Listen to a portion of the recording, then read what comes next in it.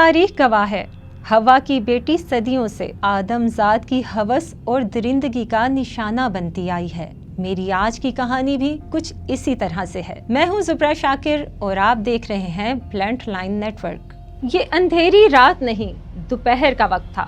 کوئٹہ کا سول ہسپتال، جہاں پورا عملہ پریشان حال لوگوں کی مدد میں مصروف تھا، مریضوں کی دیکھ بھال کے لیے ساتھ آئے، اپنے پیاروں کی جلد صحت یابی کے لیے دعا گو تھے۔ ان کے دل امید اور خوف کے درمیان کہیں جھول رہے تھے، اور مریض اللہ کے بعد اپنی زندگی کی آس ان سفید کوٹ میں ملبوس فرشتہ نما ڈاکٹر سے لگائے بیٹھے تھے۔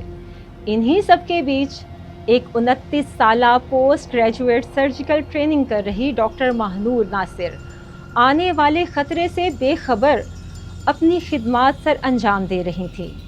اچانک دروازہ کھٹکا، ایک شخص اندر آیا جو اسی ہسپتال کا لفٹ آپریٹر تھا۔ ہاتھ میں پکڑی بوتل سے کچھ مواد ڈاکٹر ماہنور کی جانب اچھالا، اور پھر تیزاب کی وہ جلتی بو ہر طرف پھیل گئی۔ لوگوں کو تسلی دینے والی وہ دھیمی آواز چیخو پکار میں بدل گئی۔ وہ ہاتھ جن میں مریض اپنے لیے شفا تلاش کر رہے تھے، درد کی شدت سے کانپ رہے تھے۔ 6 جون 2026 ہفتے کا دن، دوپہر کے قریب 12:30 بجے ڈاکٹر ماہنور ناصر پر وحشیانہ تیزاب گردی کا حملہ کیا گیا۔ حملہ کرنے والا 26 سالہ ہمایوں شاہ مہینوں سے ڈاکٹر ماہنور کو ہراساں کر رہا تھا۔ جب انکار کیا گیا تو اس نے بدلہ لینے کا فیصلہ کر لیا۔ اس خوفناک واقعے کی CCTV فوٹیج میں صاف دیکھا جا سکتا ہے کہ ڈاکٹر ماہنور کی چیخیں فضا میں گونج اٹھتی ہیں۔ ان کے چہرے اور آنکھوں سمیت جسم کے کچھ حصے جلنے لگ جاتے ہیں۔ اس وقت ہسپتال ورکر عبدالرزاق بہادری دکھاتا ہے، اپنا کوٹ اتار کر ڈاکٹر پر ڈالتا ہے اور ان کی جان بچانے کی کوشش کرتا ہے۔ درد کی شدت سے لرزتی ہوئی ڈاکٹر ماہنور اپنے مسیحا کا ہاتھ زور سے پکڑ لیتی ہیں، جس کی وجہ سے عبدالرزاق خود بھی جل گئے۔ رپورٹس کے مطابق ڈاکٹر ماہنور کے جسم کا تقریباً 13 سے 35% حصہ متاثر ہوا، جبکہ کچھ ذرائع اس سے زیادہ کا ذکر کرتے ہیں۔ حملے کے فوراً بعد ڈاکٹر ماہنور کو پہلے کوئٹہ میں ہی طبی امداد دی گئی، پھر ایئر ایمبولینس کے ذریعے کراچی آغا خان یونیورسٹی ہسپتال منتقل کیا گیا۔ علاج کے دوران ان کی حالت مستحکم بتائی گئی ہے، اور خوش قسمتی سے ان کی بینائی بھی محفوظ رہی۔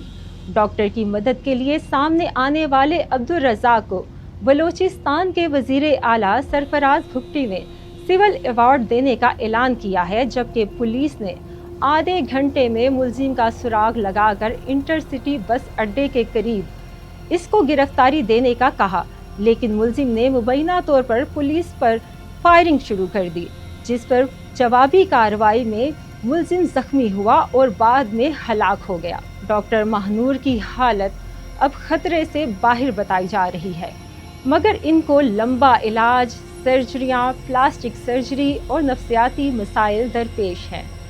یہ صرف ایک واقعہ نہیں، یہ ایک خاتون ڈاکٹر کی پیشہ ورانہ زندگی، ان کی عزت اور پورے معاشرے پر حملہ ہے۔ پاکستان میں تیزاب حملے کوئی نئی بات نہیں۔ ایسڈ سروائیول فاؤنڈیشن کے مطابق تقریباً 200 ایسے کیسز ہر سال رپورٹ کیے جاتے ہیں۔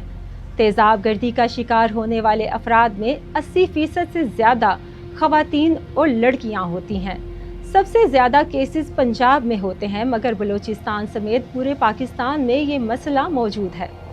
بڑی وجہ شادی، جنسی ہراسانی یا رشتے سے انکار ہوتا ہے، جبکہ دوسری وجوہات میں جہیز سسرال والوں کی ڈیمانڈ کے مطابق نہ لانا، طلاق کا مطالبہ، جائیداد کے جھگڑے یا خاندانی دشمنی شامل ہیں۔